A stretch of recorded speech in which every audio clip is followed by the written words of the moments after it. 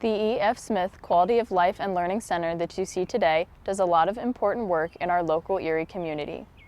They provide counseling services, adult education classes, and help with refugee resettlement. This institution owes a lot of its history to its founder, Reverend Ernest Franklin Smith. Reverend Smith moved to Erie in 1934 when he was sent here by his missionary group. Prior to his career with the church, he worked for the Tuskegee Institute with George Washington Carver, the renowned agricultural scientist and inventor. When Smith first came to Erie, there were only a handful of African American families living in the city.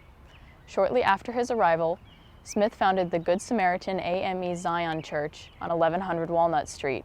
He also founded the Negro Welfare Mission, right next to his new parish. Once Smith was settled in Erie, he began to recruit black families, many from his hometown in Laurel, Mississippi, to come to Pennsylvania and start a new life. In the North, these families had access to better job opportunities and could escape Jim Crow persecution that they still suffered in the South. Smith also worked to create a black middle class in the city of Erie, and this pipeline from Laurel, Mississippi to this area of Pennsylvania was in use for decades to come. These migrants face opposition and prejudice when moving to the North, and many lawmakers even testified in Congress against the migration of black families from the South. Southern plantation owners were especially vehement in their dissent as they depended on the cheap labor of black sharecroppers. Reverend Smith worked to combat these ideologies through his Negro Welfare Mission, which provided counseling, adult education, child care, and city cleanliness efforts.